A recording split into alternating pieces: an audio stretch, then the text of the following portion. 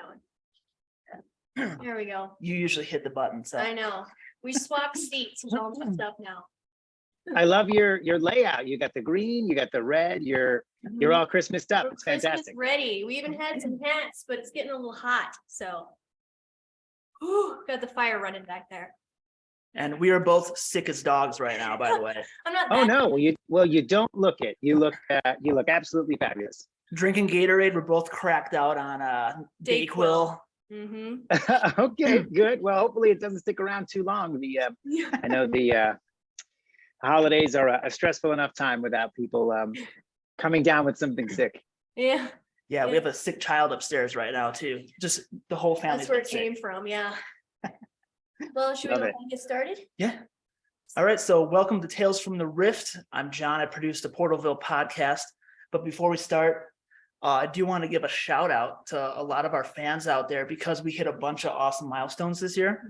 So I want to list some of these right now. Okay. So clearing my throat. I'm sick.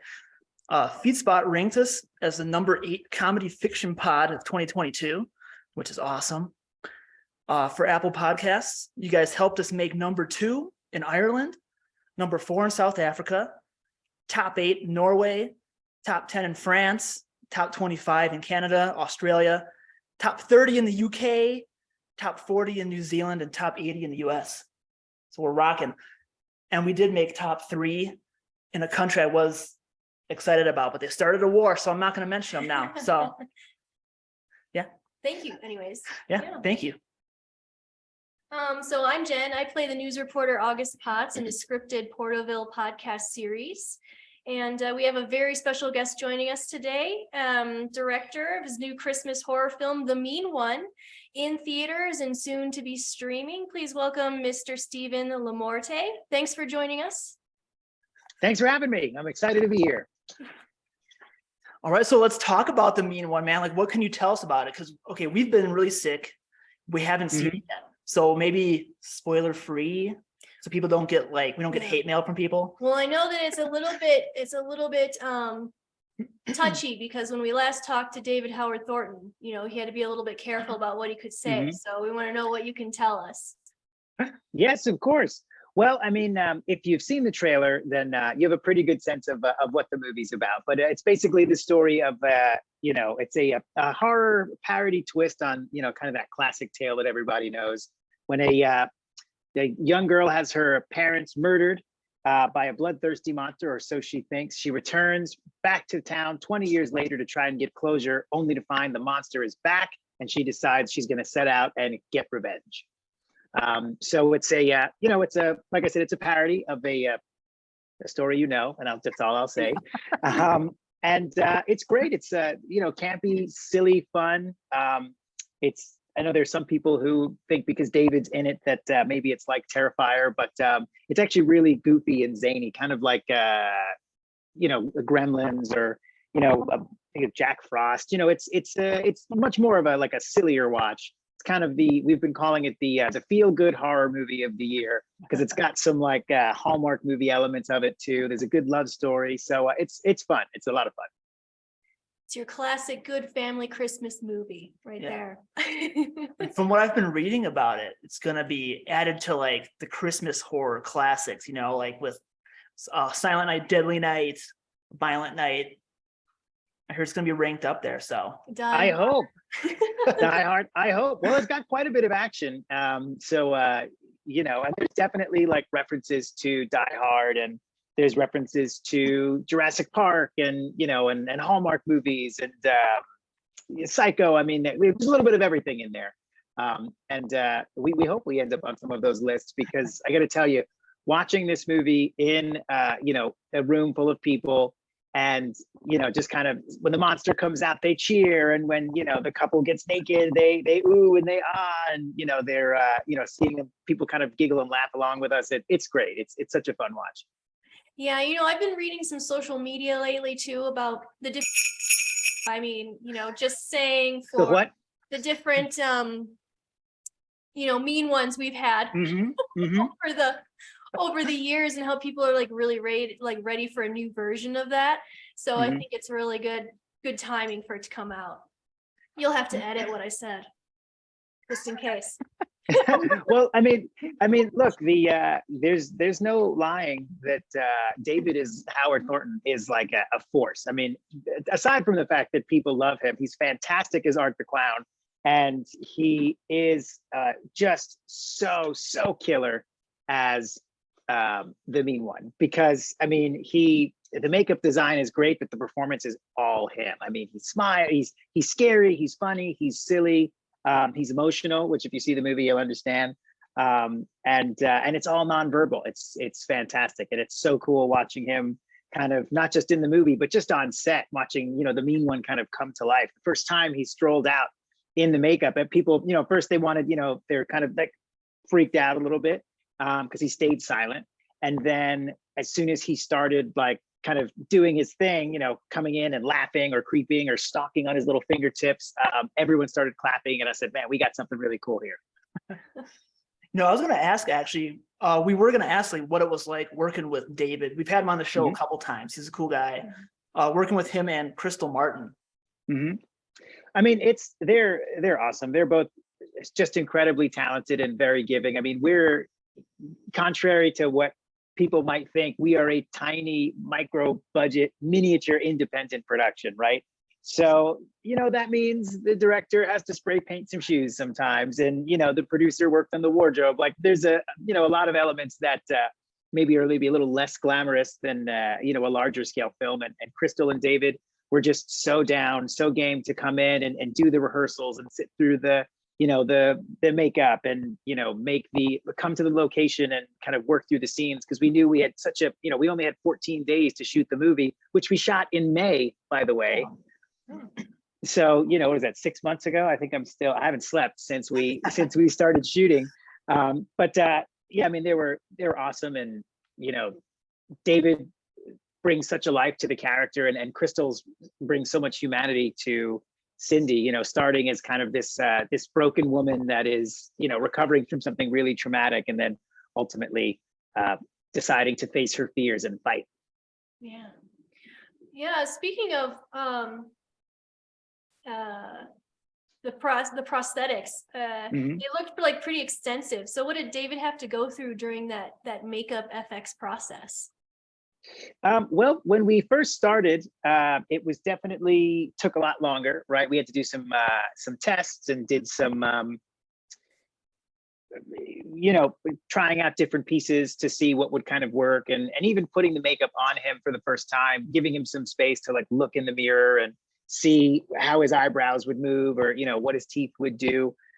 So it was probably about 4.5 hours when we started. And by the end of production, the team led by Tatiana I think she ended up getting it down to like 2.5 to 2 hours 20, because they were, just like a machine, just putting the pieces on and cranking it out. It's predominantly, I think it's 3 different pieces. It's four pieces, a nose, 2 cheeks, and then like a forehead.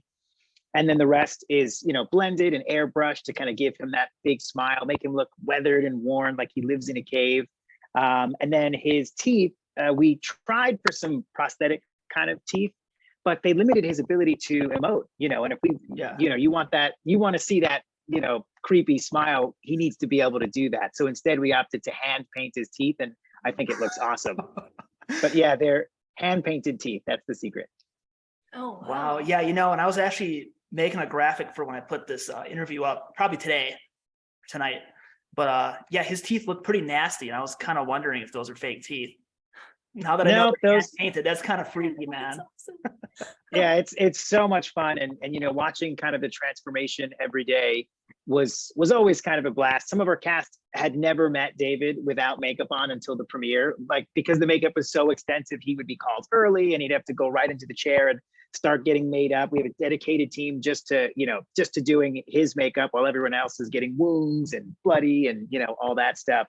And it's just so funny. I've got so many photos of like an hour in just checking on him, and he's got like a forehead and cheeks, and he's like, everything's great, Steve. I'm like, okay, I'm going back to work. And I go back to shooting and come back, and now he's got fur, but he's still, white and pink and white and pink. And yeah, it's super cool. I love effects driven, like effects makeup. It's like practical. It's just effects and stuff.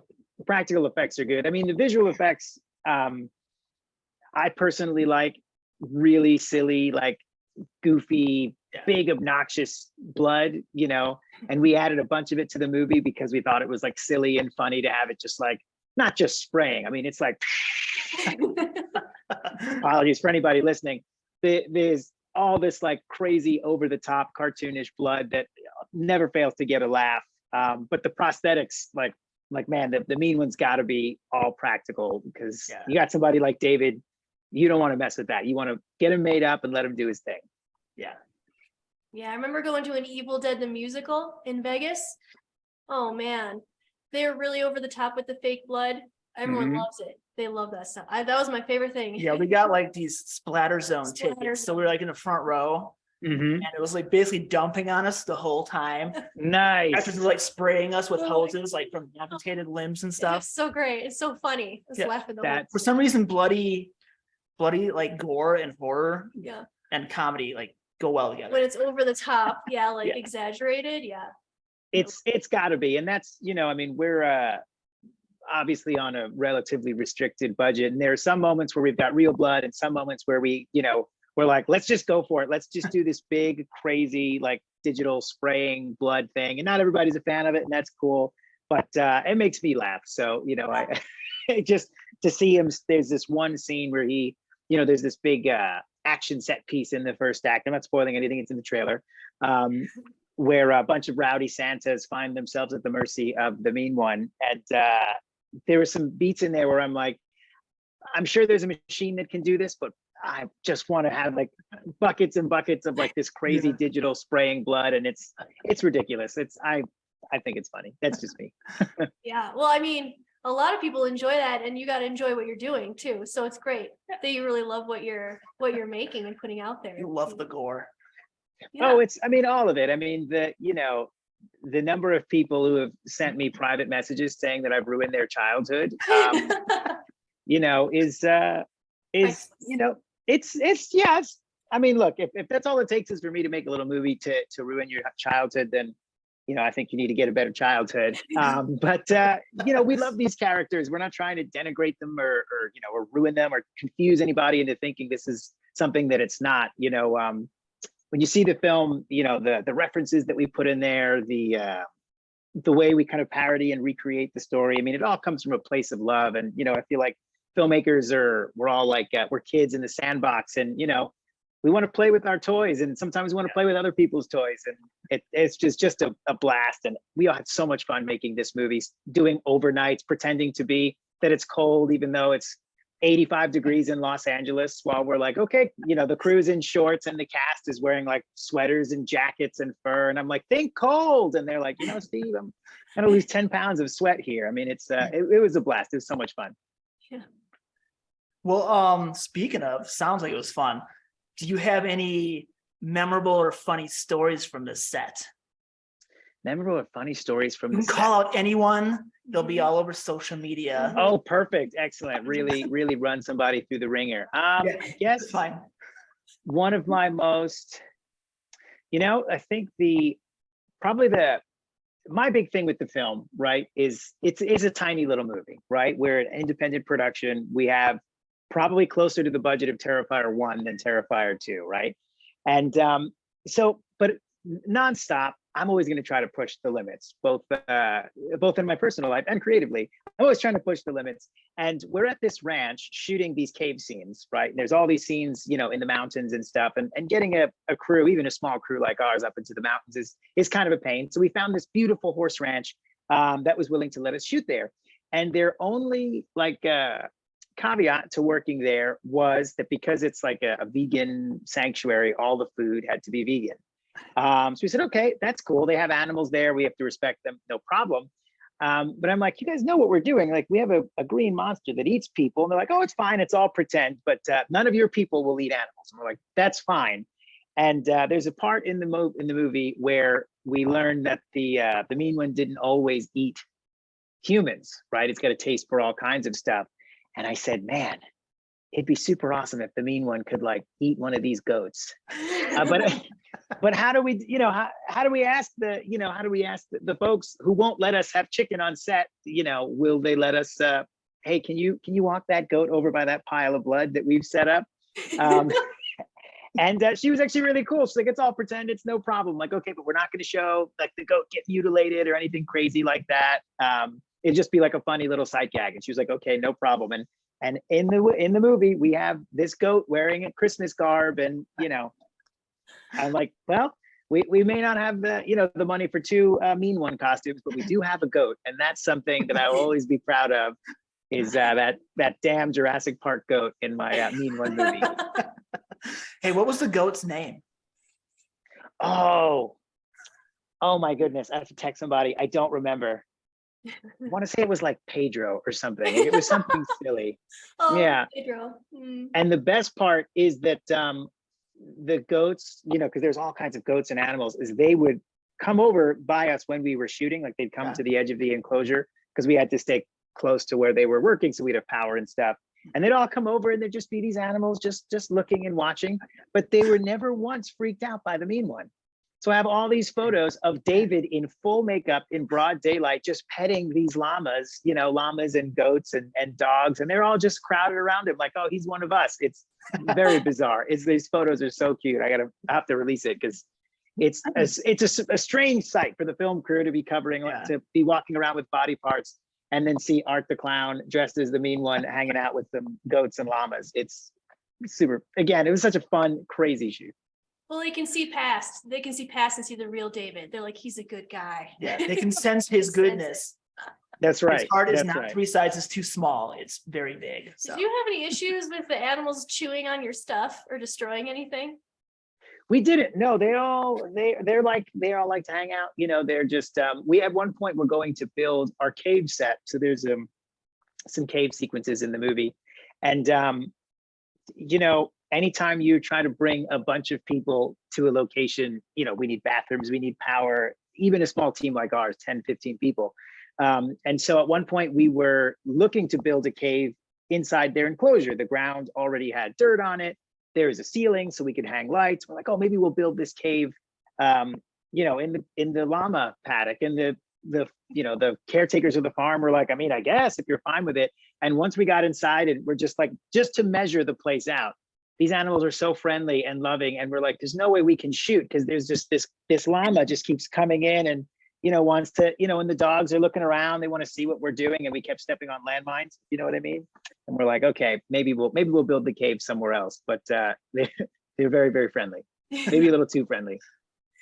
I'd have that problem with my dog. She'd jump on everybody. She wouldn't be allowed to be on set. It's kind of like a bonus though, like you're filming this awesome movie and you get like a petting zoo like right there. Mm-hmm. Yeah.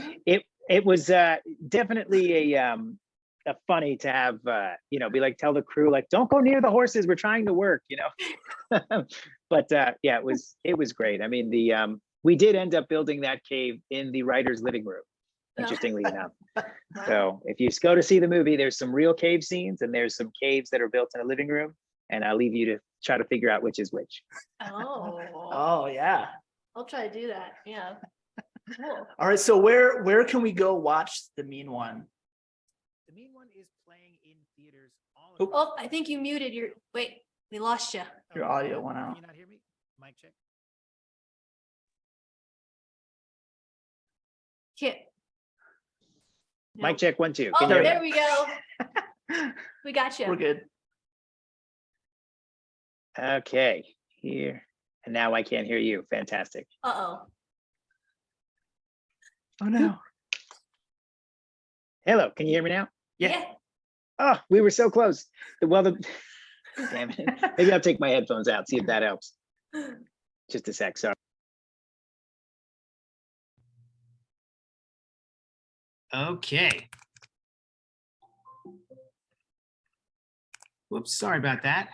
No worries. Okay, here we go. Okay, I can hear. Yes, The Mean One is currently playing in theaters. Right now, it's playing all across the country, almost every state. There's a few, I think, that we are not in just quite yet, which is a little bit of a bummer. But we're hoping to expand and be in more theaters soon. My goal, my Christmas wish is that The Mean One is around for Christmas. So we're in theaters. A lot of people went to go see it and had a lot of fun with it last weekend. And so if all goes to plan, we're going to be in theaters again this weekend and make it around till Christmas. And then we'll do kind of streaming and Blu-ray, DVD, all that stuff later next year. Oh, okay. Cool. Yeah. Awesome. Yeah, I heard a rumor it was supposed to be on streaming like December 15th, but they said it wasn't final. That's not like a final thing. That's the thing of it is we originally were going to release the movie online for streaming. I mean, we're a tiny little indie film. And once it became clear that people really wanted to see it, and when you watch it with a group and everyone's yelling and hooting and hollering, I mean, it's a different experience, right? So we decided we were approached with this opportunity to put the movie in theaters, and we said, hey, that's a much bigger screen than I think we were planning. But we said, screw it, let's do it. And now it's out there, and part of the deal is that, if it's doing well in theaters, they're not going to go to streaming right away. So our hope is that people get to see it and see it in theaters and see it with a group and kind of laugh and have a good time. And The Mean One will be back again and be available on streaming. I don't know when next year, but it'll be at some point next year for sure. Definitely on time for Christmas. Nice. Good. Cool. Well, one last thing. Check this out. Almost last thing. So I was inspired by Dr. Seuss and carefully crafted this question for yous. Oh boy.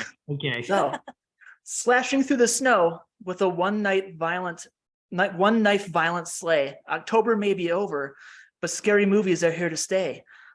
Oh, jingle kills, gore is on the way. For some of us, the Yuletide season is a snorer, and most of our fans prefer horror. Go see The Mean One, don't let your holiday be lame. But Steve, before you go, would you like to play a quick game? Hell yeah. Let's do it. I'm like, there's no other words that rhyme with game. For properly pronouncing my name. Jingle all the way. I'm not sure. In the spirit of horrific, bloody, gory Christmas carnage, did you know that Dr. Seuss wrote a book called Would You Rather Be a Bullfrog? I did not. No. Well, I was thinking maybe we could play a round of Would You Rather, a Christmas one. Yeah. I love it. For you. Let's do it. Hard question. All right. The question: would you rather have the only Christmas song you can listen to forever be "All I Want for Christmas Is You" by Mariah Carey, or have a battle to the death against the Mean One? Oh, the Mean One. I battle for the death against the Mean One. Because at least one of those things will end. Yeah. Either I'm telling her, I'm like, dude, the answer is going to be quick, too easy. Let him kill me. let me die. Well, you don't know. Maybe Mr. LaMorte would take him on. You don't know. I might win, I might lose, but at least we know one way or another we're good. It'll be over. All I Want for Christmas is comes back every year like a bad penny. It just does. Yes. I love it, but I want to hear it like one time and then put it back on And ice it's till enough. next year. Yeah. Yeah. Mm-hmm. The first time is magical. Just The next like nostalgia. 1,000 times is like torture. Now it's too much. Yeah. I used to be Everywhere. a JetBlue. Oh, I probably shouldn't have said that. I used to be a Christmas caroler for a major airline, and they used to have us sing that song. And whenever a flight was delayed, they're like, "Do that one. People like it." And we sang it. I think it was like 23 times in the span of 3 hours one Christmas. So that song holds I won't say special, but a specific place in my heart. So are you a talented singer then? I am a singer. I Wow. sing, and we'll leave it. And that's all I'll say. All right. Well, I won't make him sing anything, but Why would you rather? I'd rather on your podcast. So when The Mean One comes out on streaming, and then also other projects that you have, where can we all keep up on all your projects? Sure. So if you want to keep up with the things that I'm doing, you can find me on Instagram at stevenlamorte.com, spelled the way it sounds. Excuse me, on Instagram, at Steven LaMorte, and then my website is stevenlamorte.com. And that's where I post all my new projects and things that are about to come out or things that I'm shooting. It all kind of stays up to date on there. So you follow me on Instagram. I don't always post, but I tend to story what I'm shooting, and sometimes that's a little more interesting than a little post. So definitely check it out. Yeah, and we'll have a page as well for you as the guest on our Portalville portablepodcast.com. And so anyone can go on there and click directly to your website and your Instagram as well. That sounds awesome. Fantastic. I hope that you guys get to see our little film and tell all your friends if you enjoy it. It's I think it's someone called it a horror hallmark or something. It's a silly good time. So I hope you guys check it out, have a laugh, have a beer, and I was looking it up for when we feel better. There's one near us. It's about 40 miles, so I think we'll make the trip. Yeah. We've got Make some the here in trip out Colorado. there. I think there's like 3 or 4 theaters near us actually that are playing it. So yeah. I mean, it's I believe as things move forward, depending on how they go, because we're recording this today, the Monday after the movie was released. As things move forward, probably the easiest way to find where the movie is playing would be to either go to our website, themeanonemovie.com, or just look it up on Fandango, because Fandango will always show you the theater that is nearest to you. Because I think we may be adding new chains in time for Christmas. Oh, good. Yeah, we'll see. We're like the little movie that could, and we're hoping that everyone has access to it now before they add it to their watch lists and and stream it as soon as we can make it available. It's a good old family Christmas feel-good classic that we can all get in on. It's more feel good than you gore. think, and that's all I'll say about that. So. Awesome. Well, thank you again for your time, Mr. LaMorte, and for being a good sport. That's all the questions we have. Did you have anything else that you wanted to mention? No, just check out The Mean One, in theaters now. Awesome. And if you like it, let us know what you think. Find us, find us or The Mean One Movie on Instagram, and we love hearing that people had a good time. So check it out. Yeah, Awesome. for Yeah. sure. Thanks for joining us. Appreciate it. Go watch The Mean One. Steve and David could use your support. Don't forget to follow Steve. Follow us on YouTube if you haven't. Watch all of our live recordings like this one and the other ones. Thank you again, Mr. LaMorte. I hope you have a great rest of your week. Thank you very much. We'll talk to you soon. Have a good holiday, man. Bye. Find the end button. It's the right There it is. Yeah.